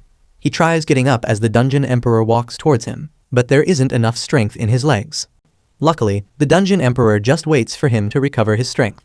Haru wonders why is he not attacking, but then suddenly realizes that the Dungeon Emperor hasn't shown even a bit of murderous intent during their entire fight. He realizes that the boss monster knows that it can kill any intruders without any difficulty, and that is why it isn't showing hostility towards him. Haru gets up and tells the Dungeon Emperor to stop underestimating him. He charges ahead and attacks the Emperor, who swings his sword half-heartedly, giving Haru the chance to slip behind. Haru tries using this chance to deal a hit, but the Dungeon Emperor was ready for that too, and it casually points his sword at his throat to show that he can't defeat it. At first, Haru is pissed that the Dungeon Emperor is not taking him seriously, but then he begins to doubt it. He sees the dark, menacing aura around the skeleton monster and wonders if it is being controlled by the aura. Haru now understands that the Dungeon Emperor is being made to fight against its will, when suddenly he sees his staff glowing and absorbing the dark aura. He doesn't understand how did his staff get the power to counter a dark curse like this, but he decides to use it and draw out all the dark aura. He attacks the Dungeon Emperor and begins sucking the dark aura into his staff, and then using the right chance, he strikes the aura above the Dungeon Emperor, completely nullifying it. Just as Haru does that, the Dungeon Emperor lays down its sword, and he understands that it never wanted to fight him. Instead, it wanted to be free of the dark aura's control and be put to eternal rest. Haru approaches the skeleton warrior, asking it if it wants to die peacefully. Suddenly, it drops its sword and the darkness begins returning to its body. Haru thinks that he must kill the Dungeon Emperor before it suffers at the hands of the darkness again, and raises his staff, but he is unable to strike it. Instead, he hugs the Dungeon Emperor, thinking that it is also a loner like him. To his surprise, his gesture touches the soul of the Dungeon Emperor and activates the servitude skill, turning it into his servant. Haru freaks out on seeing this, but at least he doesn't have to deal with the dungeon darkness anymore. He asks the Dungeon Emperor if it hates being a servant to him, and it shakes its head to show that it does not. Haru realizes that the skeleton warrior understands him, and it isn't hostile. He decides to use his appraisal skill on it once again to see if anything changed, and he finds that its level and species has been reset. On top of that, he can see the real name of the skeleton warrior. Turns out that she was a girl named Angelica before turning into a skeleton, and Haru freaks out thinking that class rep is going to scold him for using servitude on a girl again. He then thinks that since this one is a skeleton, it should be fine. He decides to head back to the city with his new servant and finds a door that leads them to the 100th floor of the dungeon. Haru sees some stairs and thinks that they can easily climb up now, but then suddenly, the floor master appears before him. It is a level 100 living armor, and Haru loses hope because he is not in the condition to fight anymore. The skeleton warrior Angelica was trying not to kill him, but the living armor doesn't seem to be in the mood for showing mercy. Haru suddenly gets an idea that doesn't involve using stairs, and he uses earth magic to create a hole in the roof to climb up to the next floor. However, there are two angry level 99 minotaurs staring at him there, and they jump down to join the fight. Well, Haru has got the devil's luck, and the minotaurs jump right on top of the living armor, defeating it and taking enough fall damage that reduces their HP to just 1 point. He finishes them off with just one hit, and then Angelica points towards the armor, hinting that she wants it. Haru tells her to go for it, and she wears the armor that is too big for her. However, it magically readjusts to her size and even gets her 3 measurements right, much to Haru's delight. He decides to appraise her armor and finds that it is cursed, but that upsets Angelica because like any other girl, she was expecting a compliment. She begins to march upstairs angrily, and Haru just follows her. Back at Haru's location, he has found the way to improve Angelica's mood is giving her his old robes so that she can look more fashionable. As she is fawning over herself, Haru's spider sense tingles, and he senses danger nearby. Suddenly, a level 98 lick comes there, and on appraising it, Haru finds that only divine magic works on it. The lick attacks him, and he barely dodges it before recalling that his staff had some sort of divine spell in it. He activates the divine power of his staff and pokes the lick with it, easily defeating it. On the next floor, Haru finds a bunch of poisonous moths, but he knows their very obvious weakness. He sends a fireball in the middle of the group of moths, and they are all attracted towards it. He then pours more mana into the fireball to make it bigger, wiping out all the moths at once. On the next floor, he finds the caterpillars that will turn into the moths one day, and luckily, they also have the weapon of their own demise in the form of sticky threads. Haru uses the thread and earth magic to create an earthen carpet and rolls it over the caterpillars, killing them all without any effort. However, his smooth winning streak is interrupted on the 95th floor as he feels an ominous aura all around him. Strong winds start blowing as he approaches near the boss, which is a level 100 living sword. Haru thinks it is cheating for the boss to be at a higher level than the floor, and it doesn't look it will be as easy to defeat as the previous bosses. The sword attacks them, and Haru quickly moves behind to its exposed back to defeat it. However, the sword dodges and launches a counterattack that shocks Haru. He somehow dodges it, and then one of the smaller swords also attacks him. He realizes that he can't keep up with this type of enemy, but he knows who can. So he tags Angelica and tells her to deal with the sword monsters because that is her field. Angelica releases her powerful aura as she draws her sword, and the living sword also unleashes its full power in response. Angelica charges straight at it, and Haru panics, thinking this is not the best strategy. To his surprise, Angelica easily overpowers the living sword and destroys it in one hit. Haru realizes that he was lucky that Angelica didn't want to kill him when they fought, but right now, she is his strongest ally. On the other hand, Haru's classmates have reached the 50th floor while looking for him, where they fight a terrifying four-armed Cyclops. They can't hold out against the giant monster, and are on the verge of being wiped out. The leader of the jocks and the leader of the nerds begin to wonder what would Haru do in such a situation, and they suddenly come to an understanding about what they should do. They go to support the class rep who is having a hard time on the front lines, and tell her about their plan. The plan is risky, but the head jock gets class rep to agree to it. He uses his hyper-acceleration skill to overwhelm the Cyclops with his speed while the girls distract it with magic attacks. The Cyclops bitch slaps him before he can do anything, but that was a part of their plan. The head jock was just a decoy who had to distract the Cyclops while the head nerd charged up his bow. He shoots his most powerful attack and blows up the Cyclops' eye, defeating it, and the entire class rejoices. Meanwhile, as Haru and Angelica are climbing up the floors, the dungeon suddenly starts rattling as a huge horde of monsters gets on the move. Back at the entrance of the dungeon, the guard is whining and bitching about how no one respects him, and the students went into the dungeon despite him warning them about a monster stampede.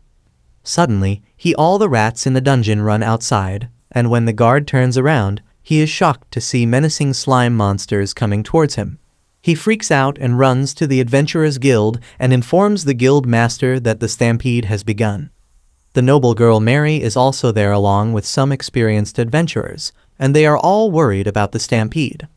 The guild master pulls out an old scroll from his bookshelf that shows a layout of the dungeon.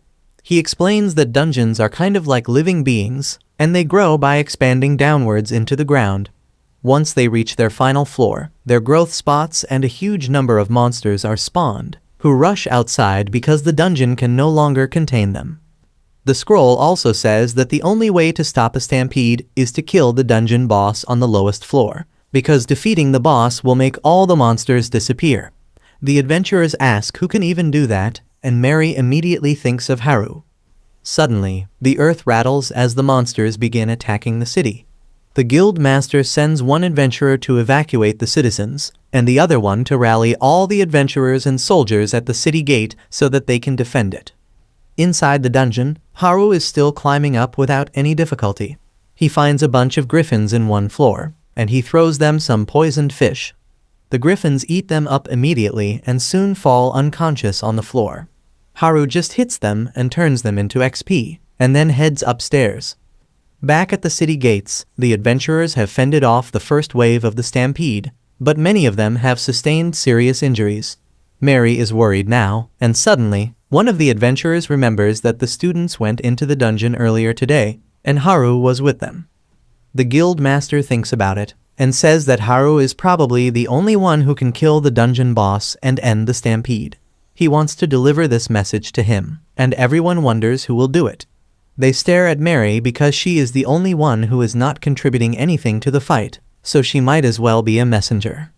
She gets terrified and teary-eyed on hearing this, and says that she can't go to a place swarming with monsters by herself. The guild master understands her concerns and sends the guy named Ofter to escort her. Ofter says that if he goes to the dungeon, they will have one less capable warrior here, but the guild master says that he is Whitebeard's illegitimate son, and he swears on his mustache that he will hold back any monsters that come here. Meanwhile, in the dungeon, Haru comes to the 81st floor. which has a water-based theme, and piranha-like monsters. As he wonders what should he do and takes a peek at the water, some piranhas attack him. Luckily, Angelica protects him by slashing the fishes. Haru recalls seeing these fish in the market, but they were frozen, so he uses ice magic to lower the temperature of the water, slowing down the fishes. He then uses the packing skill to freeze them in ice, and it is a success. He thinks that they will easily clear this floor now and runs over the stepping stones, freezing any fish near him. Suddenly, a huge piranha pops out of the water, and Haru realizes that it is the boss of this floor. It seems angry at him because he froze her family and attacks him with a huge wave. Angelica ditches Haru at the last moment, and he gets swept underwater. However, he makes a surfboard with earth magic and propels himself up instantly. He rides the wave and then jumps towards the giant piranha's head, knocking it out with one solid hit. After confirming that the boss monster is defeated, Haru gets to safety and happily resumes his journey to the top of the dungeon. He feels even more confident in his abilities now and quickly climbs up. On the 79th floor, he finds the pilgrim's ring that brings happiness and protects against bad luck. On the 77th floor, he finds the blessed bangle that can dispel a curse, but only once. On the 75th floor, he defeats the floor boss and gets the necromancy ball that can control the living and the dead. Haru is thrilled to find all this treasure, but then realizes that he is neither cursed nor unlucky. He suddenly turns around and offers the ring and the bangle to Angelica, saying that she can break free from her curse and find happiness using them. He even adds the necromancy ball as a bonus. Angelica tries to refuse, but Haru pushes the items on her, saying that girls like accessories, so she should accept them. In the end, Angelica takes the 3 treasure items, and their powers suddenly start working on her. Haru doesn't notice that he runs away to explore the dungeon, while Angelica removes her helmet to reveal that she has turned into a proper human now. She quickly puts the helmet back on to chase after Haru. On the other hand, Haru's classmates have just finished a long and rough fight with a pack of werewolves, when suddenly, they feel someone coming towards them. They think it is another monster, but luckily, it turns out to be Ofter and Mary. They tell everyone about the stampede, and how they need Haru's help. But on learning that he got separated from the rest of the crew, Mary loses all hope. Class rep comforts her, and then tells everyone that they have no time to rest because they need to find Haru even quickly now. Meanwhile, Haru is playing the floor is lava with the dungeon. He is somehow managing the heat while crossing a bridge over the lava lake, when he almost tumbles to his death. Angelica holds him and tells him to rest in the corner, and Haru takes up the idea. He wonders how can he regain the stamina he has lost because of the heat. Suddenly, he finds a gentle breeze blowing from a hole in the wall, and he puts his head inside it and uses wind magic to help himself cool down. Coincidentally, the other end of the hole is on the floor where everyone else is, and class rep hears Haru edging to the cool wind. She calls out to him, and Haru responds. He realizes that this is the hole he fell through, and wonders if he can get out of it. He recalls that he couldn't do that the last time and asks class rep if anyone has a rope. They don't have anything to help him, but as Haru learns that they are on the 54th floor, he thinks that he can reach there quickly. Class rep stops him, and then tells him that the town is in danger. She tells him about the stampede, and then Mary and Ofter tell him that he needs to defeat the boss to end it. Haru just glances at Angelica and then tells everyone that he has already defeated the boss. Everyone is astonished to hear this, and they wonder how can there be a second wave of the stampede if the boss is defeated. The adventurer asks Haru if he is sure that he killed the boss because only killing it is the solution to the monster stampede. Haru realizes that if he is going to save the city, he needs to kill Angelica. He begins thinking about how she is just a girl who has been trapped in the dungeon this entire time, and he has formed a close bond with her now. He doesn't want to kill her, and tells everyone that he has not killed the boss. He begins thinking of a way that can keep the city safe without sending Angelica to the afterlife. He decides that he will do whatever it takes, and tells Angelica that he is going to need her help. He then declares to his classmates that he will stop the stampede himself, and they are shocked because there is no other way to stop it but killing the boss. However, class rep says that she believes in Haru because he might be a pathetic loner who makes them all worry. He pulls through whenever it is needed. She reminds everyone how Haru has saved them time and time again, which is the reason for her trust in him. Hearing her words gives Haru a fresh dose of confidence, and he swears that he will save the city as well as Angelica. With that motivation, Haru and Angelica begin to speed run the dungeon, reaching the 73rd floor in no time. They find some lizard men there, but Haru knows that they are weak to cold, so he quickly freezes them with ice magic, and then Angelica smashes them. On the next floor, they meet some scorpions and Haru uses smoke to do pest control on them. Up next, they face a two-headed dog that is strong and swift, but Haru throws his bottled farts on its nose to completely blow away its sensitive sense of smell. The two-headed dog can't focus on the battle anymore, which makes it easy for Angelica to slash it in two. After that, Haru decides to sort out all the drop items he got from defeating the monsters, and Angelica signals him to take a short rest. He replies that he can't afford to delay since the fate of the entire city lies on his shoulders. They soon reach the 69th floor, where a hypnotizing bird uses its ability on them to put them to sleep. Haru thinks it won't affect him because of his general health skill, but he is too tired and the skill doesn't activate in time, causing him to feel really sleepy. He dozes off, but luckily, Angelica was not affected, so she carries him on her back and tells him to keep resting. On the other hand, Haru's classmate are fighting a level 100 Sphinx, which is stronger than any opponent they have faced till now. They can't manage to deal any lasting damage to it, because it instantly heals from both physical and magic damage. The adventurer named After tells them that they couldn't defeat the Sphinx even if they could deal damage to it, because the rumors say that it is immortal. He explains that the Sphinx likes to ask riddles from the adventurers, and allows only those who answer them correctly. He says that attacking it was a bad idea, because now it is adamant on wiping the floor with the students. Meanwhile, Angelica has carried Haru to the 59th floor, and he is finally ready to take part in the action again. As he is trying to find a way to pass the crumbly floor, he suddenly senses a familiar presence upstairs. It turns out to be coming from his classmates, who have been utterly defeated by the Sphinx. The giant monster attacks the class rep. But then suddenly, Haru arrives on the scene and attacks it with his new fused magic gear to nullify the physical damage immunity. While his initial attack doesn't do any damage, it gives Angelica the chance to attack the Sphinx and slash its head off, killing it for good. After that, Haru and class rep stare at each other, and she welcomes him back, saying that everyone was waiting for him to return. Everyone tells him that he is late, and then class rep asks about the night with him. Haru is just about to introduce her, when the floor under his feet crumbles, and he begins falling to the depths of the dungeon again. However, he uses some Spider-Man-like moves to step on the falling rubble and comes out on the floor again. He tells everyone not to worry about him because he has got a bunch of new skills that can help him be alert against such hazards, but he jinxes himself by saying that as the ground beneath his feet breaks again. Haru is thoroughly unprepared for this and accepts his fate, but then class rep runs towards him and catches his hand. She remembers how she failed to protect him the last time, so she swears that she is not going to let him go this time. The head nerd and the head jock come there to help her pull Haru up, but they have no time to relax as the third wave of stampede is already on the floor below them. Everyone panics, and class rep asks Haru if he has a plan to save the city. He tells her that he has a plan, and Angelica is the key to that. Class rep asks him about her, but then Melly panics and says that they need to return to the city immediately. After agrees and says that they will take the warp gate to reach the surface directly, and Haru is shocked because he didn't see anything like this on his way. After tells him that he didn't see it because he was climbing up the dungeon, and the mechanism doesn't work in that case. Soon, Haru and the others reach the city gate where the guild master and others are standing guard in anticipation of the third wave of the monster rampage. Suddenly, the third wave arrives, and it is much larger than the previous ones.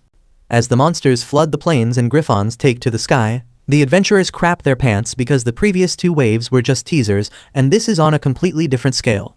Everyone gives up the hopes of winning, but then Haru gives Angelica a signal and she goes ahead and unsheathes her sword. She stabs the ground with it, releasing a vast amount of energy that begins traveling in all directions, covering the entire city and the dungeon area within its range. Haru thinks that since Angelica truly is the boss of the dungeon, and she has effortlessly killed monsters on their way to the top, she might have absolute control over the monsters too. He is confident that her power can make all the monsters vanish at once, and his guess is proven right as the huge magic field created by Angelica deletes all the monsters from existence within seconds. Everyone is dumbfounded on seeing this, and then Haru goes to Angelica for a fist bump. He sighs in relief, saying that his plan really worked out. His classmates are even more confused now, and they ask him if this was his power. Haru tells them that it was not him but Angelica who did this miracle, and she begins acting shy. The head nerd is the only person smart enough to realize that Angelica is the dungeon emperor, and everyone else freaks out on hearing that. Haru tells them that there is no need to worry about because Angelica is totally on their side and she saved his ass dozens of times in the dungeon. The adventurers believe in Haru and accept that Angelica is not a threat to them, but the herd nerd still has some questions. He asks Haru if the female knight is really the big boss of the dungeon whose power is even greater than the boss monsters. Haru affirms, saying that Angelica is indeed the strongest one in the dungeon. He says that a lot of things happened and her level got reset, but she is still stronger than most monsters in the dungeon. He explains that he thought that her power would be enough to force all the monsters into obeying her, but they needed to get really close to them to use it. The girls ask him what happened to the monsters, because they worry that they might attack them again, and Haru says that they must be chilling in their respective floors because it was an order from the dungeon emperor. He declares that the city is safe now, and everyone's face lights up. They cheer to celebrate this occasion, and peace quickly returns to the city. The next day, Haru decides to hold an event with all the items he got from the dungeon, and soon, class rep comes there with everyone else just like he asked. They are blown away to see a collection of rare weapons and armor put on display by Haru, and he smugly announces that everything here is on special Black Friday sale. Everyone rushes to buy the gears, and the mention of the word sale gives girls the superpower to push the boys to the corner. Well, luckily, Haru had put some items aside just in case, and being a true bro, he shares them with the boys. Soon, everyone gets something, and they get busy exploring their gears. Haru is glad that their lives will be easier now, but he is also worried about Angelica. He thinks that she would have zero communication skills after spending so long in the dungeon, and he wonders if she will be able to fit in with the rest of the crew now that she is going to live with them. While Haru's friends are thinking about how generous he is for sharing his rare loot with them, he is busy counting the gold he got in exchange for the loot. Just then, class rep comes there to talk to him, and he hurriedly hides the gold before she accuses him of being a cold-blooded capitalist. She also thanks Haru for providing rare items to everyone, and as Angelica comes there, she thanks her too. She then asks him to properly introduce the female knight. Haru says that she is Angelica, a formidable skeleton warrior who was the dungeon emperor whom he defeated. Class rep asks him if he used the pheromone ring on Angelica to make her follow him, and he sighs as he explains that he never got that ring. Class rep asks him how else could he get the dungeon emperor to obey him, and Haru nervously reveals that he used the servitude skill to turn her into a servant. Class rep screams at him after hearing this and labels him a pervert. She grabs Angelica's hand and runs away, trying to rescue her from Haru, and he worries that something weird might happen between Angelica and others. Class rep leads Angelica to the girls' dorm, where everyone gets on one side like an interview panel to learn more about her. They are surprised to learn that despite being the dungeon emperor, Angelica is a 17-year-old girl like them. However, she doesn't seem really keen on talking with the girls, and class rep holds her hand to comfort her. She now understands that Haru used his servitude skill on her unknowingly, and that was what freed her from the dungeon's curse.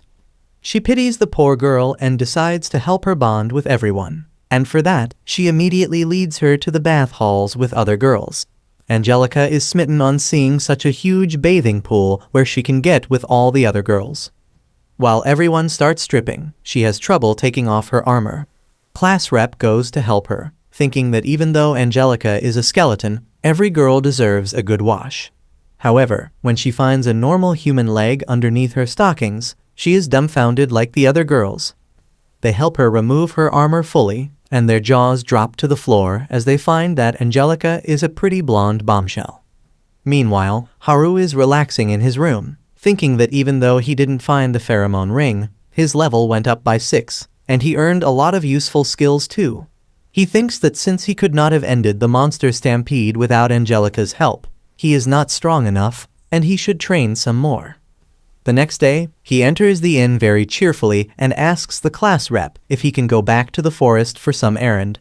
Class rep realizes that he still doesn't know the truth about Angelica, and she wants to keep this pervert away from her, so she permits him to go to the forest as long as he returns on time.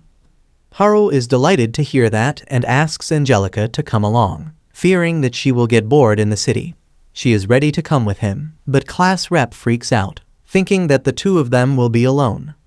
She tries to stop Haru, but then begins wondering why the thought of him being alone with a girl got her panties in a bunch. She just tells him to take care, and Haru takes his leave with that. Once he reaches the forest, he tries out his new skill called phase, that turns him into the Flash for a couple seconds. He accidentally runs over a cliff because he can't control the speed, but uses his abilities to nail a soft landing. Just then, Angelica comes there following him, and she slips on some mushrooms to fall off the cliff. Haru catches her and remarks that she is surprisingly heavy for a pile of bones, and she gets embarrassed. After that, he returns to his cave and relaxes in his jacuzzi, teasingly asking Angelica to join him, knowing that she will refuse this suggestion because she is a girl despite being a skeleton. However, Angelica is legally bound to obey his commands, so she comes to the bathroom wearing just a towel, and Haru freaks out. He doesn't take long to realize that she is the knight, and takes her to his room to learn more about her. Turns out that she is just like Komi-san and can't even speak confidently, but she does some gestures that explain her story. Haru learns that when she wore the cursed armor, it created some flesh around her bones so that it could stick to that, but then the purifying bangle neutralized it. The other two treasures he gave her helped her get her soul back, and she was completely revived, but after being trapped in the dungeon as a skeleton for 100 years, she has lost her ability to talk. Haru realizes that he is responsible for all of this, and Angelica is following him around to repay her debt. He tells her that she is free to do whatever she wants now, so she doesn't have to be with him always. She passionately refuses that suggestion, and then clings to him, not willing to let go. Haru understands that she needs to stay by someone's side after all these years of loneliness, so he starts giving her head pats, and then tells her funny stories till she falls asleep. After 10 days of living under the same roof, Angelica has grown more expressive around Haru, who asks her to spar with him because he has a new skill he wants to try. She agrees, and Haru asks her to attack him first. She obeys, and he uses the phase skill to dodge all her attacks precisely. He then decides to use the skill to attack her, but Angelica is much faster than him and easily lands a blow to his head. She is worried that she may have hit too hard and killed the remaining 2 brain cells he has. But Haru tells her not to worry because this is just training so that he can become stronger than her. After the training, he catches some fish and tells Angelica that he is going to cook some delicious hot pot tonight. He teaches her how to properly cut a fish, and she blushes on finding him so close to her. After that, they have dinner, and Angelica looks suspiciously bashful the entire time. She suddenly grabs Haru's hand and drags him to her room and makes him sit on the bed. She crawls behind him and puts her hand on his back, and he perfectly understands that she is trying to give him a massage and nothing freaky. Angelica is glad that he understood her so well, and then proceeds to give him a full-body massage. But somehow, she hits all the bad spots and make his joints ache like they are rusted.